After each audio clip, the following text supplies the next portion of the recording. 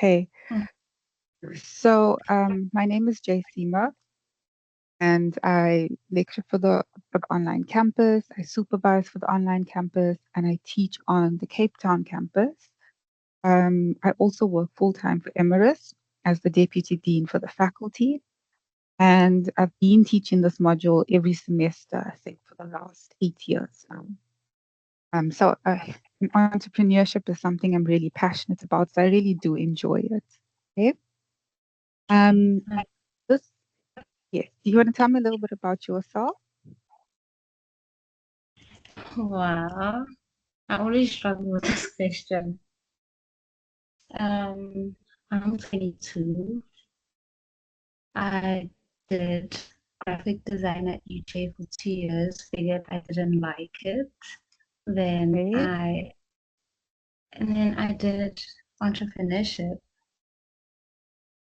Nice. Okay. Correct. That is okay. And is this your first time with Emirates? No, Okay. So you do have, did you study full time?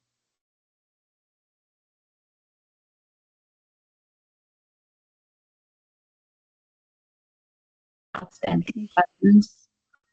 And now, Sorry, you broke up a little bit. oh, I came to MS last year, and I wasn't able to Okay. register at the beginning of the year, the first semester, due to outstanding fees. Okay. And yeah, then I only registered again this semester. Okay, sure. So you're relatively new. So I'm going to take you through the online space and how we work with online campus. Okay. So Okay. I think, let me share this with you. Right. So very importantly, online space, the ARC platform is your resource. Okay. I'm just waiting for it to load quickly. Now mine might look a little bit different to yours, but that is okay. I'm just going to guide you through it. So this will be your module platform. Here you will find all your content, your slides, your learning units, announcements. When I post announcements here, they should come to your email address. And it has your ICE tasks. It has a link to the YouTube channel where I'll post all recordings for you.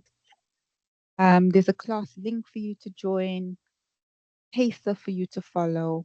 And then it also, I will upload information relating to your assignments and guidance and so on. Okay, so it is very important that you come here often to check for material, to check updates, and that will guide you. Then, in terms Okay. of um, your program assessment schedule, have you heard of that yet? No, I don't think I So, have. all right. So I will download it and I'll share it with you. But then once, I'm only going to do that one time. The reason is you have to, I'm just going to mute because I'm echoing and then just unmute if you need to speak. So the reason I'm doing that is because that program assessment schedule or the PAS document does tend to change. Okay. And that has a list of all your assessments that are coming up. Okay. Right. So for this module, you I have, thought I thought I was okay, say that again. I thought I was unmuted. Sure. Okay.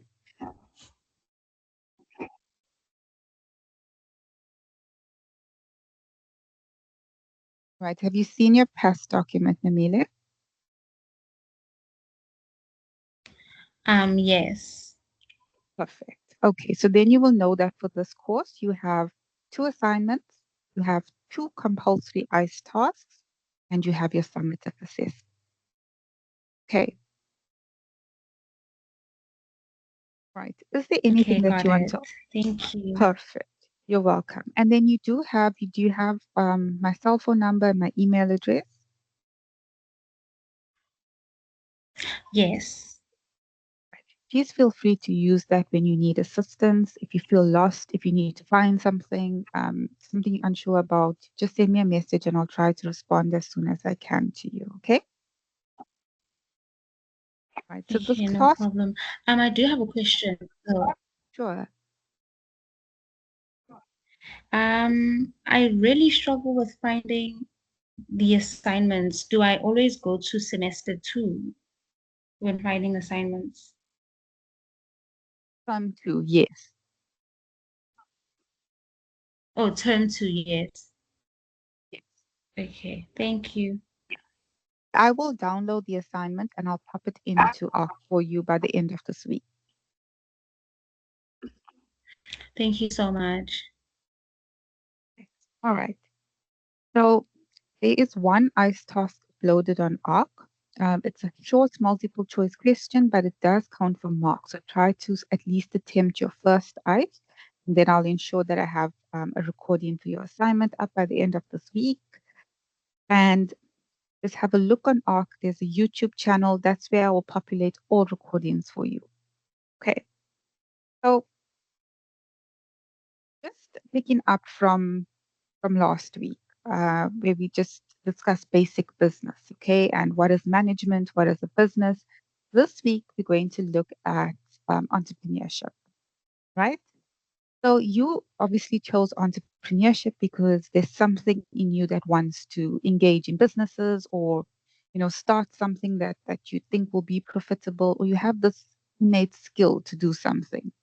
So I'm going to give you a scenario without any theory or going through anything. I want you to identify any entrepreneurial traits and roles that you think um, the person demonstrates. Okay, so it's supposed to be SIPO notices that many students on campus struggle to afford healthy lunches. He decides to start a small food stall selling homemade wraps and smoothies. Before he starts, he researches what students prefer and calculates his costs. James also convinces two friends to help him promote the business on campus. Even though he's unsure if he will succeed, he decides to take a risk. Right. So, just from the top of your head, what types of traits and roles that you think James demonstrates as an entrepreneur? The one on top of my head right now is leadership. Yes, it is a good one. What else? Anything else? I'm quite blank. That's okay.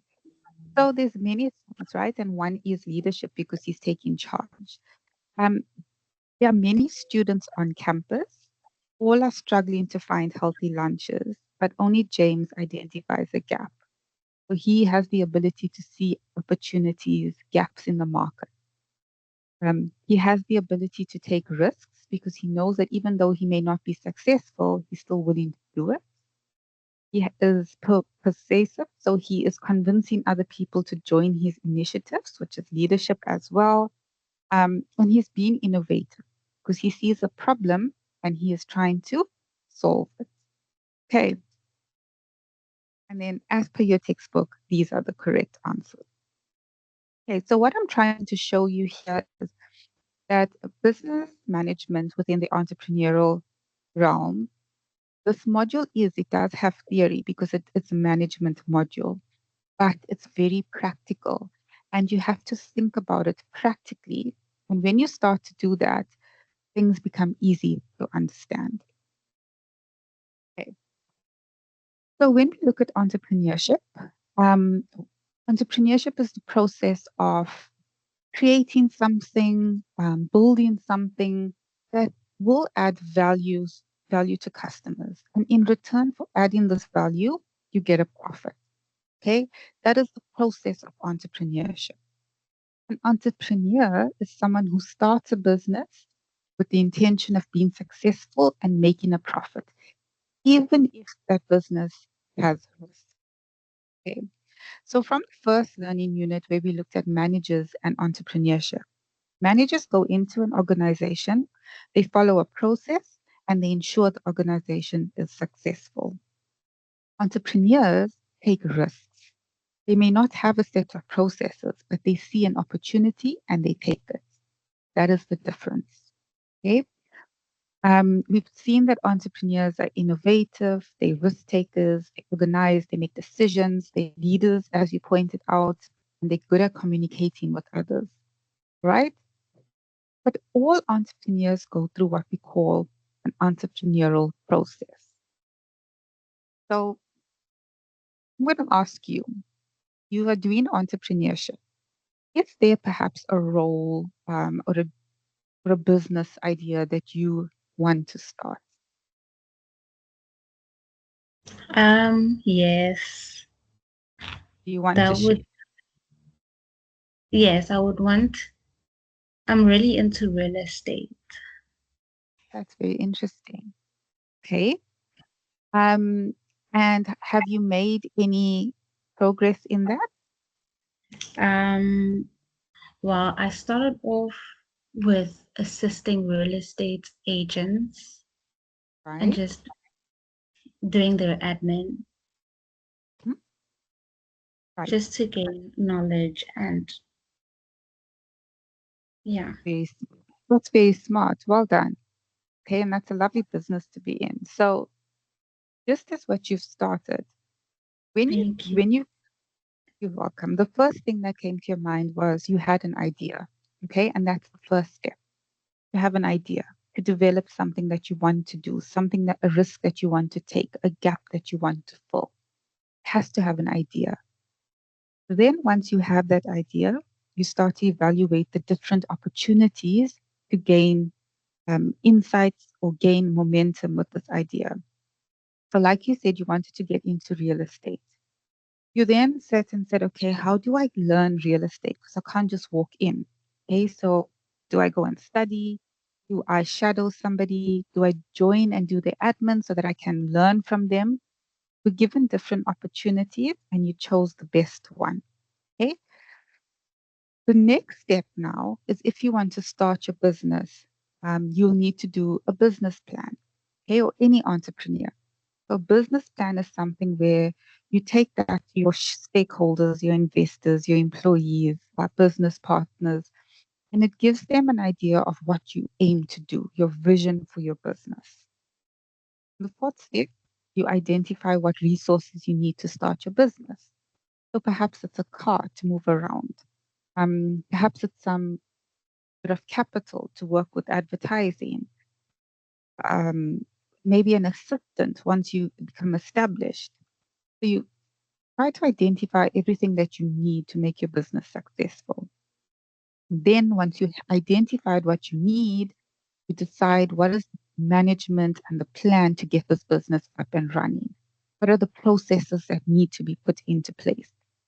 What is the structure of my business going to look like? And once all of that is in place, start your business and then you grow it and you harvest the rewards and then you keep on improving in your business. Okay. Now, some entrepreneurs go through this process very quickly, like they can just go from one step to the other. Some take a longer period of time between steps, but most entrepreneurs go through this process. All right. And it's a general process that we sometimes go through without even thinking or being cognitive of it. Right. Are there any questions that you have? No, not at the moment. Thank you. Okay, so let's just say that you wanted to start up. I've got a small catering company, but let's just say that you wanted to start up your own real estate company, but you need investors. What information do you think you would put into your business? Hmm.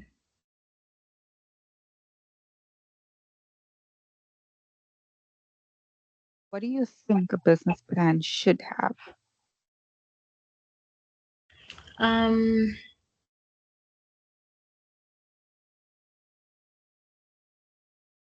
Wait, I did this, but I don't know why I'm so blank. But I remember doing this. Okay. Let me Um, prompt you. Let me prompt you. Okay. So a business oh yes, plan is definitely again. the SWOT analysis. I'm just seeing the SWOT Yes. analysis, and that's one of the things. All right. Let me refresh your memory. So a business plan is a document that we use to basically tell others and convince them about our business. We want them to invest. We want them to engage. We want them to work with us. We want them to be part of our ecosystem. So this document must be factual. It must be attractive to track people. Now, if you want any sort of financing, you need a business plan. Very basic. Having said that, investors and shareholders see thousands of business plans every day. So yours has to be think and it needs to be thorough. All right. Now, back in the day, we used to write out business plans, or we moved on to typing out and we used to print the business plans and go and leave it on the table. But now there's technology that enables us to be very creative and very formal and do much research, right? Basis of a business plan remains the same. Okay, you have to have your cover page, your table of contents, your summary. Essentially, what you are doing is you are telling people the history behind your business idea, team that you have, your value and passion for the business. Going to show your stakeholders business environmental analyses that you have done, right? So you've considered the internal environment, external environment, and this is where you see your business placed. You're going to share with them your vision and your mission statement. What do you hope to achieve? How do you hope to achieve it? You're going to share with them your marketing plan. So, how are you going to make people aware of your business, products and services that you may offer? Um, what actual products or services are you offering? Why is it needed? How are you going to run your business? What is the operational structure? What departments are you going to have? What managers do you need? What skill sets do you require? And then you're going to do a risk analysis where you're going to show them possible losses or risks that you are taking, but the financial rewards that you aim to make. Okay, you're going to show them a timeline of when you expect this to be done, and then obviously a list of your appendix and reference, conclusion, your income statements, your projected income statements, a statement of financial position, all of that to show your stakeholders the value that you have in your business. Okay. Now, as a young entrepreneur or as an inexperienced entrepreneur, even if you are much older, these things become challenging and scary to start. So, to assist entrepreneurs, especially in South Africa, because we need entrepreneurship. The unemployment rate is exceptionally high. The unemployment rate amongst graduates are also high. And so we are looking to students to start entrepreneurial ventures because not only are you creating jobs for yourself, you are creating wealth for the country and jobs for others. And so, to assist entrepreneurs, we have things called business incubation. So, business incubation offers support to entrepreneurs in their startup stage. And what it does is it offers office space at low costs. They provide the mentorships, coaching, support to get funding from various stakeholders. They help train them, develop your business skills. And then in doing so, you create a network and a community of support. Once your business grows, the hope is that you join the network of support and coach other entrepreneurs that are coming in. And so, really, as much as you will learn during this course, the various things that an entrepreneur needs to do to start a business, know that there are a lot of support initiatives, government subsidies that are aimed at encouraging entrepreneurship within the country. I'm going to stop there for a second and just check in with you. If you have any questions, any queries, anything you want to chat about. Not so far. I think you kind of answered everything.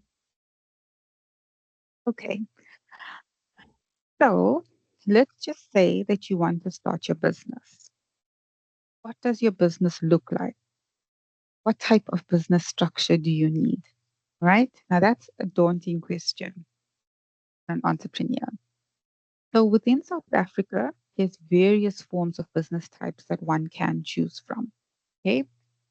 We start off with smaller types that are relatively easy to start up, not much of legal requirements, and then they go up to big cooperatives, companies where it's quite intense, I want to say, and a lot of legislation around starting it.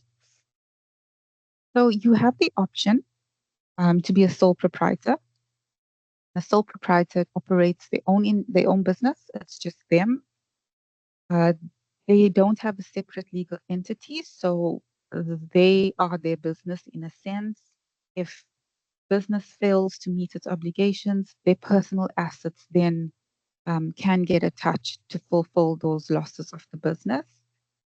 It can be, it's not a very formal registration process, and it's easy to start, right? The other option is a partnership where you have between 2 to 20 people, still not a separate legal entity. So you still are at risk with your own assets, but you can share in that with other people. So the liability is not just you, it's your partners as well. And with that comes shared capital, shared support, shared skills, and the possibility of having support, right? I want to mention that close corporations used to exist in South Africa, but since 2011, 2008, I want to say, there's no more close corporations that can be registered. So while they still exist in South Africa, no new close corporations can be registered. And the reason I'm saying this is because in your assignments, in your summative assessment, you may be asked to suggest a business type. If you indicate close cooperation, it will be marked incorrect, unfortunately, because a person cannot start or register a new close cooperation, right? So if you are making a note somewhere, please make a note of that. And then we move to your more advanced structures, like your companies. You have a private company where you determine your shareholders. You have separate legal entity. It's liability is only limited to the assets of the company. You've got to register it. And the difference between private company and a public company is that private company, you decide who your shareholders are. Whereas a public company, anybody can go onto the JSE and buy shares within the company. Okay. Also, public companies, because public can buy shares, they are obligated to release their financial statements publicly so that people can make informed decisions, right? And then the last two, they are a type of business, but not necessarily very common. So we have a cooperative where members open up businesses amongst themselves along the value chain. So, for instance, they support each other. So it can be like a grain farmer that opens up a factory to sort of produce turn the grain into flour, and then somebody within that cooperative opens up a store to sell the products. So it's almost like a community that support each other. Okay, and then a trust. I'm sure you do know what a trust is. A trust is managed with beneficiaries, and so in certain circumstances where people are not in the position to handle assets, trust is elected or created where somebody is a trustee and they manage that trust for someone. Okay, either until they're old enough or they reach a certain requirement to get that funds, or it can be inevitably. Right. That's quite a bit of information. Are you still okay? Any questions? No, I'm still good. Thank you. I feel like all questions will just pop up after the call. That usually happens. That's fine. You can note them down. You can send them to me. If you remember them and it's not urgent in the next session, you can pop me a WhatsApp. Always happy to Okay. help. This class is very small, so you have my attention. All I right. was wondering, where's the rest of the students? So there's only 4 students that I've noted in this group. Um, yeah, because this is the only independent module. The other modules you join other students. Oh, okay. So there are 3 others. Okay. And then lastly, I want to say for this evening, open up a business, regardless of the type of business or the structure of the business. You have to consider various things. Okay. And these things are called business environment. So you look internally at your organization and you look externally of your organization. Now we will go through this in more detail, but you have an internal business environment and your external business environment. Your internal business environment deals with everything that you as an owner or a shareholder can control within your business. All right. So it looks at your vision statement, your mission statement, your goals. You do a SWOT analysis to determine where you stand, your strengths, your weaknesses, your opportunities, your threats, the resources that you have in your business functions. If you don't like something within your internal business environment, or if you feel perhaps there is something that is a weakness for you, you have the ability to control it. You have the ability to change it. As compared to your external business environment, which consists of your market factors, and that's consumers, people who purchase your product, your employees, competitors, suppliers, intermediaries are people that sell your product and get it to the customer. And your macro environment factors like the political environment, the economic situation of the country and the countries that you deal with, cultural sort of environment of where you work within, the technological environment, the physical, ecological environment, and the international environment. These are things that you can't control. And so, for example, I'm going to use an example to explain this to you. You have a business where you are operating internationally with, let's just say, um, Iran. Okay, and I'm just using them because they are at war at the moment. And you do business with them. And suddenly their political environment becomes unstable. Okay, there's nothing that you can do. You can't control the political environment. So, what you can do is use your internal environment to mitigate. You can then decide to stop doing business with the country until it becomes stable and try doing business elsewhere. Right? Another example, if you import raw materials internationally and the economy takes a downturn in South Africa and it becomes unaffordable with the exchange rates for you to now get these raw resources, you cannot change the economic ability of the country. You cannot change the currency. What can you do? What internal aspects can you do to mitigate that? Any ideas? I would say,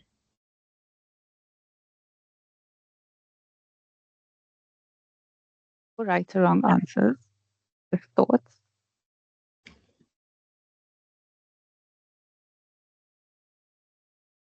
the SWOT. Would you use the SWOT? Yes, you would use the SWOT to determine the strengths and your weaknesses, but you can't change the currency and you can't change the economy. You can make an internal business decision to stop importing resources and look locally. You see? So where you Yes. can't change the external environment, you can use internal processes to mitigate that. All right. Let's just say, um, let's say that you have consumers, so people were buying your product. Um, let's say they were buying the latest cell phone, and suddenly we've been engulfed with AI, and there are now dated cell phones. You can't change what your consumers want. You can't change market demand. What you can do is choose to change your operating processes and your technology to create products to meet that demand. Okay. Perhaps your competitors are starting to take your customers. You can't change your competitors or what your customers want. What you can do is internally make decisions to create products and offer support and customer services that are better than your competitors. Right? Do you understand what I'm getting at? Yes. Perfect. All right. So, Namila, that's where I'm going to stop for this evening. And I'm going to stop the recording so that we can just do a general check in.